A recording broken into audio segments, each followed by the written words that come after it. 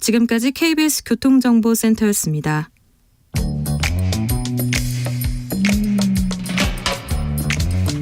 오늘의 정치권 상황 깔끔하게 정리해드립니다. 여당 야당 크로스 최가박과 함께 최가박당. 여야 최고의 파트너 두 분 모셨습니다. 최영두 국민의힘 의원 어서 오세요. 네, 안녕하십니까. 네. 박성준 더불어민주당 의원 어서 오세요. 네, 안녕하세요. 그 의원님께서는요 공부 많이 하시는, 특별히 외교 공부 많이 하시는 의원으로도 유명합니다. 아이고, 그런 말씀. 최영두 의원님은 미국통인데 러시아 문제 물어봐야지 미국은 잘하니까. 북러 정상회담 임박했습니다. 그런데요, 김정은 국무위원장 옆에 군부 실세들 그리고 과학 담당하는 사람들 많이 데리고 가더라고요. 저는 좀 걱정돼요. 네, 그래서 지금 뭐 다들 걱정하고 있죠. 예? 원래 6.25가 사실은 러시아의 무기 공급으로 네. 스탈린의 제가하에 김일성이 남시한 건 아니겠습니까? 뭐 대통령이 조연을 하고 그런 어떤 리스크가 다시 70여 년 만에 다시 커지고 있는 셈입니다. 그러니까 우리 지정학이 굉장히 숙명적인데 그쪽 한반도가 우리가 반도로 지금 태평양을 향해 가고 있습니다만 대륙에서는 중국, 러시아, 북한으로 이렇게 딱 그런 공산체제들이 딱 있는 그런 아주 위험한 상황인데 그런 것들을 어떻게 관리하는 것인가 우리가 지정학적 숙명이었죠. 그래서 한동안은 러시아도 페레스트로이카 그래가지고 우리가 참 한러 수교할 때는 참 좋지 않았습니까? 그렇습니다. 그 이후에 친구처럼 잘 지냈죠. 예, 그다음에 또 한중 관계도 우리가 아시안 게임도 치러주고 WTO 할 때도 도와주고 해서 참 좋았는데 최대 교육국으로 이렇게 성장했고요. 이게 이제 지난 수년 사이에 아주 역학이 바뀌고 있습니다. 그런 것 때문에 지금 새롭게 우리가 캠프 데이비드 회담도 있었던 것이고 이 사이에 가장 더 심각했던 것은 북한의 핵 무력의 증강이고 핵 무력의 이제 임박한 위협입니다. 그런 상황에서 이제 러시아가 북한하고 가까워진 것은 아시다시피 우크라이나 침공 이후에 러시아가 굉장히 무기조차도 지금 달릴 만큼 공격에 처하지 않았습니까? 그걸 이제 북한으로부터 도움을 청하려는 것 같고 북한은 이 기회에 러시아의 여러 가지 새로운 군사 기술 같은 것을 도입하려는 그런 움직임인데 안보 위기가 굉장히 커지고 있습니다. 이건 이제 패러다임으로 이제 한번 살펴볼 필요가 있어요. 예. 냉전 체제 하에서는 우리가 이제 50년대, 60년대, 70년대 냉전이라고 하는 것은 이념 아닙니까? 네. 공산주의 대 자본주의. 그러면서 군사 안보적인 측면에서의 냉전 체제를 강화했단 말이죠. 근데 탈냉전은 이념이 아니라 경제적인 실리적인 측면이고 이념이 무너진 상태에서의 경제 교류, 특히 미국의 인게이지먼트, 인라지먼트라고 해서 민주주의의 확대와 개입이라고 하는 경제적인 교류를 통해서 탈냉전 시대를 맞았단 말이에요. 그런데 다시 이게 신냉전 구도로 이제 돌아왔다는 것은 뭐냐면 가치 이념 외교와 군사 안보적인 측면이 강화되고 있다는 게 가장 큰 특징이고 더 나아가서는 뭐냐면 미국의 냉전 체제하에서는 윈윈 전략이 있지 않았습니까? 네. 뭐 예를 들어 중동의 위기라든가 그러면 동북아의 위기라든가 다 같이 승리하겠다는 전략이었는데 지금의 큰 특징 중에 하나가 뭐냐면 우크라이나를 비롯해서 유럽발 위기가 우크라이나 전쟁을 통해서 다시 어디로 오게 되냐면 동북아 위기까지 오게 된 것이죠. 그러니까 러시아가 사실 전쟁을 실시하면서 유럽발 위기가 왔는데 다시 한미일 공조 체제가 강화되고 북중러가 강화되는 측면에서의 위기가 동북아까지 오게 되는 거고 더 하나 이제 큰 특징이 뭐냐면 냉전 체제와 탈냉전 체제에서 우리나라 경제는 성장 국면이었어요. 네. 세계 경제 성장을 압도하면서 우리나라 세계 10대 강국이 됐는데 지금 우리가 이걸 생각을 잘 안 하는 것 같아요. 신냉전 체제에서의 가장 큰 특징은 뭐냐면 냉전 체제와 탈냉전 체제와 비교가 안 되는 경제 하강 국면에서 우리가 이 선택을 했다라는 거예요. 네. 그러니까 이게 가장 큰 이유예요. 그래서 경제 하강 국면을 뛰어넘어서 오히려 경기 침체 국면으로 갈 수 있는 이러한 상황으로 왔다는 거죠. 왜 이 얘기를 하냐면 그러니까 냉전 체제와 신냉전 체제에서의 이 큰 특징은 뭐냐면 경제적인 측면에서가 아니라 실질적으로 이념과 군사 안보적인 측면으로 더 강화되는데 냉전 체제에서는 한국은 그래도 경제 성장을 해왔다라는 거예요. 근데 지금 우리는 이 국면에서 경제 하강 국면에서의 이념과 군사 안보를 선택하는 것 자체가 북중러 한미일이 상당히 위기를 더 강화시킬 수 있는 상황이 와 있다. 이렇게 볼 수가 있는 거죠. 선후 관계를 잘 보자면은 우리가 왜 그렇게 무리한 선택을 하겠습니까? 우리가 이게 선택이라는 게 우리 마음대로 우리가 지정학이라든가 기정학적 이유 때문에 우리가 선택의 폭이 넓지가 못합니다. 사실은. 그런데 이 변화 중에 하나는 우선 푸틴과 시진핑의 변화입니다. 이제 푸틴이란 것은 사실 세계가 굉장히 위험하게 생각했는데 러시아가 우크라이나를 침공하지 않았습니까? 그것 때문에 전 유럽이 다시 반푸틴으로 심지어 독일까지도 독일은 정말 그동안 러시아랑 우호 협력 관계를 이어왔는데 그 사람들까지도 지금 서방을 나토를 중심으로 똘똘 뭉치게 만드는 효과. 왜냐하면 푸틴이 실질적인 위협이 됐기 때문입니다. 특히나 북구 국가들 그런 국가들 지금 핀란드라든가 스웨덴 이런 나라들도 심지어 폴란드 우리나라로부터 지금 탱크도 지금 이렇게 괜한 자주포 같은 것도 수입할 만큼 안보 위협을 느끼고 있거든요. 또 하나 이제 중국도 그동안 실용주의로 가다가 시진핑 체제, 시주석이 이제 시황제라고 불릴 만한 그런 체제가 굉장히 경직화된 체제로 가고 또 대국 굴기가 시작되면서 주변국을 대하는 태도가 옛날 같지가 않습니다. 여기에다가 중국 경제가 이제 그 내수가 굉장히 앞서 내수 중심으로 중국 경제에 지금 최근에 화웨이가 또 뭐 반도체를 어떻게 밀수를 했는지 모르겠습니다만 기대를 앞지르고 자기들이 새 심폰을 또 내놓지 않았습니까? 이런 것처럼 중국 스스로가 굉장히 그동안의 경제 성장을 발판으로 그 한중 경제 교육 구조가 좀 바뀌는 이런 아주 어려운 상황입니다. 어려운 상황에서 이건 우리가 선택한 것이 아니라 우리가 마음대로 임의로 뭐 신냉전을 만들고 할 수 있는 게 아니고 이미 신냉전이라는 게 푸틴과 시진핑 체제로 유라시아에서 이미 시작됐다고 봐야 되겠습니다. 아니, 그걸 어떻게 우리가 능숙하게 위험을 관리하느냐 이런 큰 과제에 있는 것이죠. 아니 그러니까 이걸 또 하나 봐야 되는 게 냉전 체제와 신냉전 체제에서 최대 1급 강국은 뭐냐면 미국이었단 말이에요. 그런데 신냉전 체제 하에서의 미국이라고 하는 것은 과거의 냉전 체제와 탈냉전 시대와 비교가 안 되는 미국이 국력이 하강 국면에 와 있다라는 거예요. 그러면서 동북아의 균형이 있어서 뭘 미국은 생각하냐면 대중국 포위 정책을 생각하면서 일본을 앞세우는 거예요. 거기에 한미일 공조체제에서 우리가 따라가다 보니까 우리가 중국과도 대립각을 세워야 되고 러시아도 대립각을 세우다 보니까 오히려 최전선에 한국이 있는 그러니까 우리 측면에서는 실리 외교와 실용 외교로 가야 되는 건데 여기에 너무 몰입되다 보니까 우리가 잃을 게 너무 많은 것으로 지금 가고 있다라는 것을 얘기하는 겁니다. 기류 변화가 또 있습니다. 이제 지금 우리가 지난주 아시안 정상회의에서 윤석열 대통령과 리창 중국 총리가 회담을 가졌습니다. 굉장히 좋은 실무적인 분위기였고 한중일 정상회의 그렇죠. 나옵니다. 한중일 정상회의가 중국이 적극 재호응을 했습니다. 이제 이게 지금 사실 중국도 약간 곤혹스러운 측면이 있습니다. 왜냐하면 그동안 새로운 그 돌파구 때문에 러시아랑 이렇게 협력을 해왔는데 러시아가 북한과 이렇게 밀착하는 거예요. 왜냐하면 그 북러 관계 또 북중 관계도 굉장히 독특합니다. 그렇죠. 미묘하죠. 그래서 그것이 저렇게 북러 친밀로 갔을 때 그 북중 관계는 어떻게 될 것인가 또 새로운 또 변수가 하나 있는데 그런 변화 때문인지 아무튼 중국도 우리랑 새로운 관계 개선을 지금 바라고 있는 것 같아요. 그래서 또 조태행 국가안보실장이 외교통이고 상당히 신중한 분인데 이 양측이 대화를 통한 갈등 해소에 상당히 공감이 있었던 것으로 보입니다. 그래서 시진핑 주석의 방안도 기대해 볼 만하거든요. 그래서 지금 그게 우리 박 의원님이라든가 많은 분들이 걱정을 하시는데 그런 양상뿐 아니라 우리가 실용적인 이런 새로운 정세 변화에 적극적으로 호응해서 협력할 건 협력하고 중국도 지금 일방적으로 우리 한국을 비롯한 모든 사람을 적대시해 갖고는 자기들 경제의 성장을 또 계속 도모하기 힘듭니다. 그런 것 좀 좋은 방향인 거죠. 뭐 조태영 안보실장이 외교관 출신이니까요. 또 한중일 정상회담에 대한 어떤 가능성을 열어놓고 물꼬리 트는 건 되게 중요한 거고요. 그래서 제가 그런 것들이 계속 진행되고 있으니까 너무 단정적으로 보시지 말고 노력을 많이 하고 있습니다. 아니 냉전, 식냉전, 냉탕, 온탕 다 상관없으니 우리 국익에 좀 실용의 외교에 국민들 먹고 사는데 좀 도움이 됐으면 좋겠어요. 그러니까 지금은 한국의 외교 정책이라고 하는 것이 어떤 단선적으로 가서는 안 된다는 거예요. 비스마르크가 독일 통일 과정이라든가 독일의 콜 총리가 그 통일 과정을 보면은 우리가 전문 용어로 복합적 상호 의존이라고 하거든요. 모든 관계와 관계하면서 국가 간에 하면서 외교 관계를 하는 거예요. 그런데 우리가 단선적으로 한미일이다 한미일 중국과의 관계에서 있어서는 이념과 같이 외교를 하겠다. 아니면 러시아도 그렇게 했다.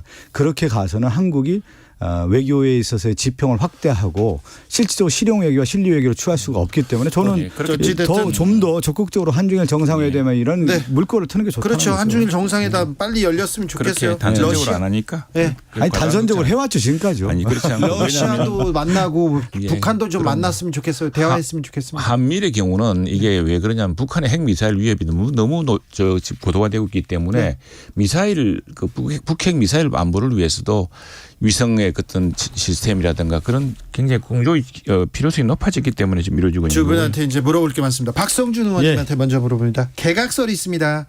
이 국방부 장관은 경질설이 나왔는데 이종섭 장관 탄핵 카드를 꺼낸 이유가 뭡니까? 아니 탄핵 카드는 당연한 거 아니겠어요? 지금. 사의 표명했는데요. 아니 이제 그 이전에 우리 이미 이종섭 장관과 관련해서 최수근 상병과 관련된 우리는 어떻게 보냐면 이종석 장관과 관련해서는 꼬리자르기다. 결국은 뭐냐면 최고의 권력자가 이 문제를 외압한 부분에 대해서 은폐하기 위한 이종석 장군의 사의 표명이라고 하는 것은 결국은 은폐 작전이다. 이렇게 보고 있는 거고요. 최수근 상병이라든가 그동안에 이종석 장관과 관련된 여러 얘기들은 뭐냐면 이러면 파면 사회 아닙니까? 경질 사회 아닙니까? 그렇기 때문에 이미 민주당 입장에서는 해임을 촉구를 했고 요청을 했고 해임이 안 받아주니까 우리가 이제 탄핵 절차에 받는다고 하는데 이종석 장관이 지금 이제 사의를 이제 표명한 거고요. 네. 사표 수리를 한다고 하면 탄핵하기는 좀 어려운데 그래도 우리는 뭐냐면 최수근 상병과 관련된 이 외압 사건과 관련해서 국기문란이고 국정을 정말 이렇게 해서는 되느냐에 대한 많은 비판의 목소리가 있지 않습니까? 그래서 이것을 결국은 진실을 밝혀야 되기 때문에 특검을 통해서 밝히고 그 중심에 또 이종석 장관이 어떤 역할을 했느냐. 과연 그 이종석 장관이 그러면 대통령실에 하명을 받은 것이냐. 그런 부분까지 다 밝혀야 되는 거 아니겠습니까? 직을 물러나더라도 민주당에서는 특검을 포함한 모든 이종석 장관 특검 대상 아닙니까? 그렇습니까? 수사 받아야죠. 당연히. 최영도님 개각 얘기가 나오고 있습니다. 어떻게 보고 계십니까?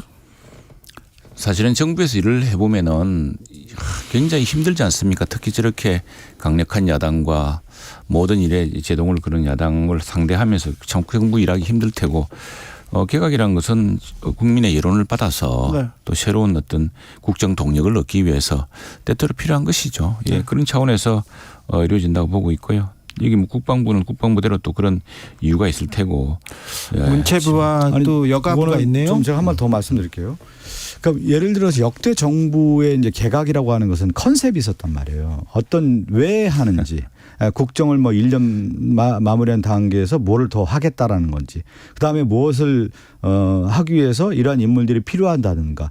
그리고 국민에게 뭐 국정 쇄신을 위해서 이러한 필요한 면을 강조한다든가. 여러 가지 이제 컨셉이 있는 건데 지금 갑자기 개각을 한다라는데 그 개각에 대한 컨셉이 없는 것 같아요. 그러니까 지금 함야평에 오르는 사람들을 보면은 도대체 이 개각은 왜 하는 거지? 그냥 뭔가를 장악하기 위한 건가?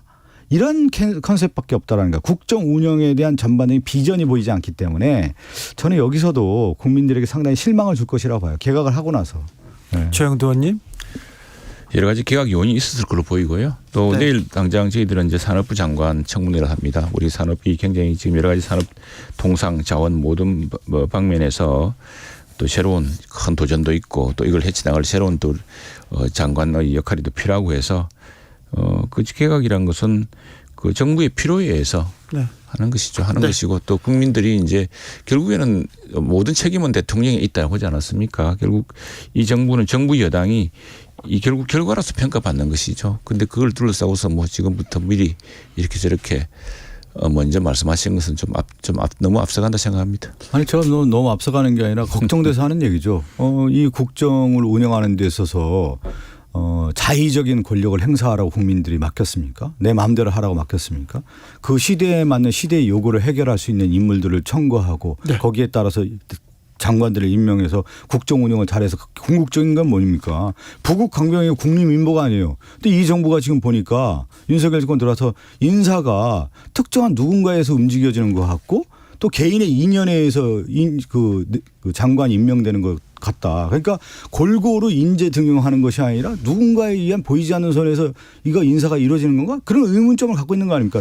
제가 얘기한 컨셉과 타당성이 없다 보니까 그런 비판의 목소리가 나오는 거죠. 박 의원님 이야기죠. 아니 제가 저 얘기만이 아니죠. 인사청문회에서 왜 저 얘기만으로 생각하세요? 인사청문회에서 철저히 검증하면 되고. 네? 예. 자, 최영도 의원님 하나만 물어볼게요. 우리 장관님들 중에 훌륭한 분들 많지 네. 않습니까? 그런데 여당의 의원이 국방부 장관으로 간 예는 없었는데요. 원래 신원식 의원은 네.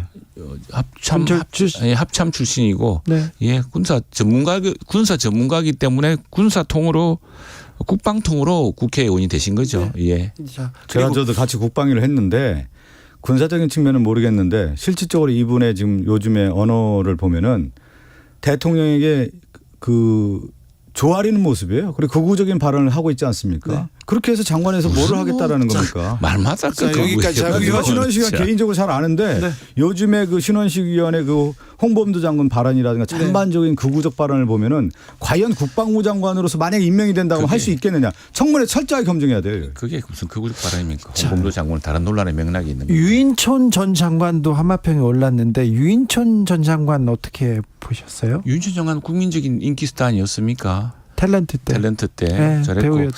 모르겠습니다. 저는 뭐 이번에 뭐 언론을 보면은 하마평이 나오는 이유는 이분이 문체부 장관을 할 때 문체부 내에서 여러 가지 일 추진이라든가 또는 그 자긍심이라든가 이런 것들이 전반적으로 좋았다 이런 평가를 받는 모양이죠. 아니 그것까지는 아닌 것 같은데요. 왜 반문을 하세요? 앵커에게.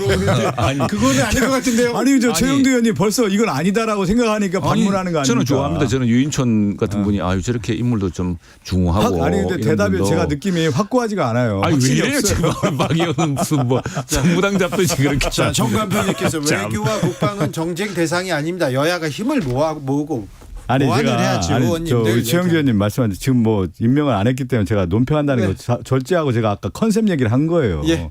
만약에 유인촌 전 장관을 다시 문체부 장관 한다고 하면 국민들이 누가 납득하겠어요. 그리고 국민의힘에 있는 국회의원들이라든가 윤석열 대통령을 도왔던 많은 정치인들이라든가 그 세력들 있잖아요. 그러면 그분들은 그러면 윤석열 대통령 안 도왔던 거예요? 이분만 그러면 유인촌만 도왔던 겁니다. 여기까지 제가 듣게요. 얘기하는 게 벌써 잠깐만 끝났습니까? 보이지 않는 손이 움직이는 것 같다는 느낌을 보이는 거죠. 알겠습니다. 이래서. 이래서는 안 된다는 거예요. 자, 모르면서 뭐 모르면 보이지 않는 손이고. 뭐. 보이지 않는 손 아닙니까? 타당하지가 않잖아요. 이건. 누가 이걸 타당하게 생각하겠어요. 보이는 손은 아니잖아요. 제가 박당시 적취를 떨어집니다.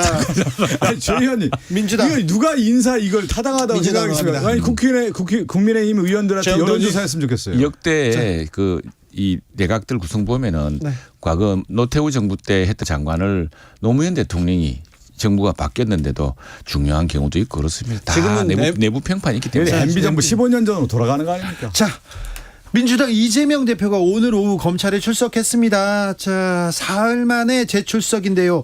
이재명 대표의 검찰 출석 어떻게 보셨습니까?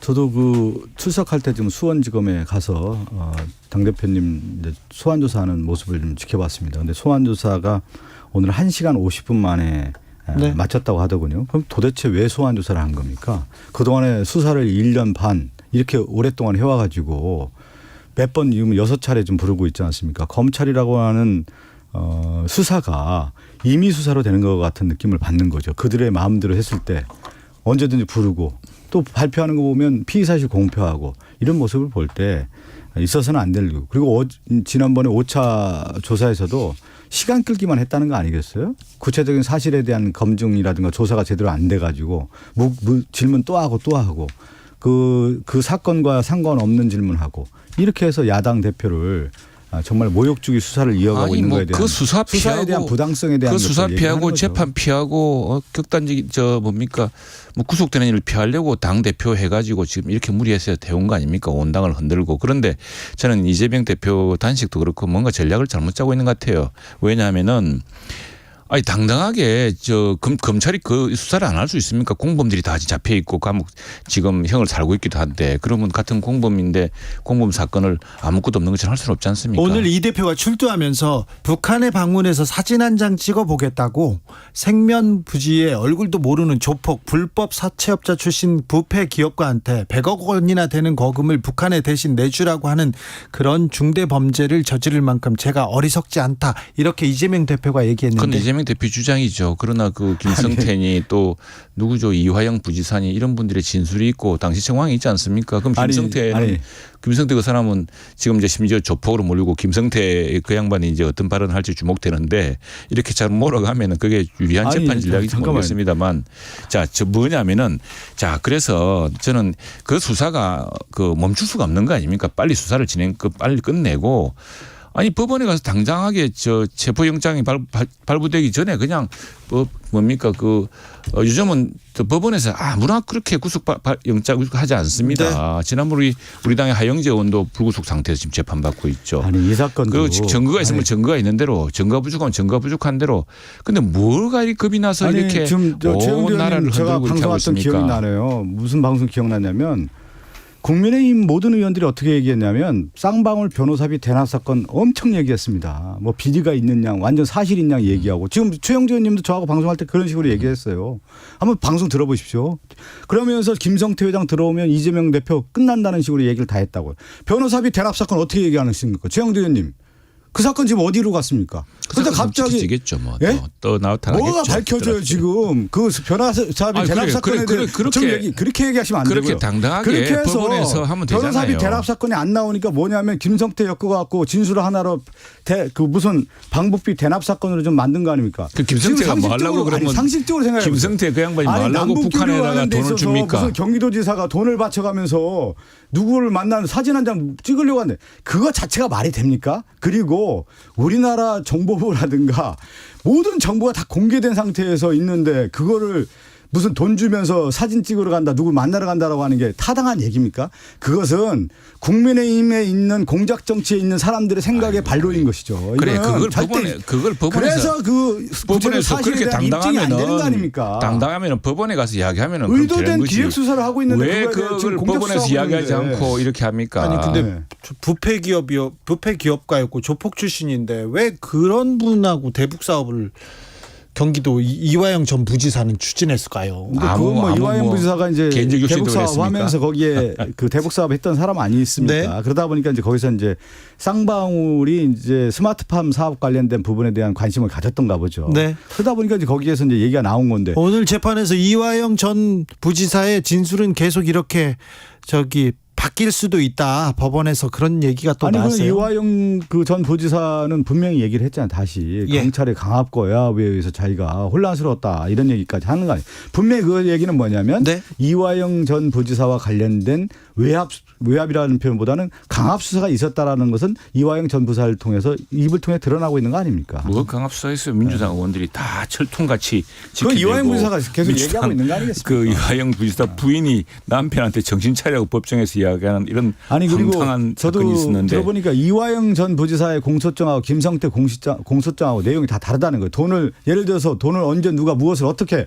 이거에 대한 입증이 돼야 되는 거 아닙니까? 서로 다르다는 거 아니겠어요? 그래서 검찰 수사가 얼마나 허술하다는 거예요. 그런 허술한 가운데 이재명 대표 법원에서 그 영장 발부 안 하겠네. 근데 뭘 겁을 냅니까? 그래서 빨리빨리 하면 되는 문제를 가지고 지금 결국 지나치게 지금 영장 실질 수사 안 받으려고 저기가 지금 단식하고 그러는 거 아닙니까? 뭘 그렇게 복잡하게 합니까? 아무튼 이 뉴스 그만하고 싶어요. 쌍방울 대북 송금, 쌍방울 또 이재명 검찰에서 빨리 수사를 좀 마쳤으면 좋겠어요. 아니 이렇게 수사 출석도 자기가 정해서 하고 단식한다고 진술도 제대로 안 하는데 어떻게 수사를 마칩니까? 그렇다고 피의자가 말하지 않기 때문에 이 조사를 종결하면 이렇게 할 수 있습니까? 피의자한테는 최소한의 그 방어권을 주고 진술을 한 권리가 있는데. 전반적으로 오늘 저희 의원총회를 했는데요. 의원들 다 모여서 얘기하는 거 보면 거의 같은 생각을 공유하고 있는 것 같아요. 검찰이 제대로 수사가 못하고 있고 무리한 수사, 무도한 수사라는 데 있고 피의사실 공표와 같은 언론 플레이를 하면서 야당 대표 탄압하고 특히 민주당 의원들까지 지금 분열 공작을 하고 있다는 데에서 의원들이 거기에 대해서 분노하고 있다는 것을 의원총회 다들 확인을 했습니다. 그렇지 뭐 또 그렇게 생각하지 않은 의원들도 많으신 것 같은데 어쨌거나 이 문제는 간단합니다. 그렇게 당당하고 자신 있으면은 법원에서 쉽게 사람 구속하지 않습니다. 증거가 있으면 증거가 넘치는 대로 구속하지 않고 또 다툴 여지가 많으면 다툴 여지가 많기 때문에 야당 대표를 함부로 구속합니까? 그런데 뭐가 겁이 나서 영장 실질 심사 같은 것을 당당히 받으면 될 일을 그거 피하려고 무슨 단식을 시작해서 저러는 지금 도저히 그 전략이 이해가 되지 정치를 않습니다. 보면 국민의힘은 무엇이 두렵습니까? 정치는 없고 무엇이 검찰이 두려워요? 오히려 최영두, 집권 박성준, 여당 같아요, 지금. 박성준, 최영두 두 분 무엇이 두려워서 그런 감사합니다. 감사합니다. 조심히 가세요. 얼른 가세요.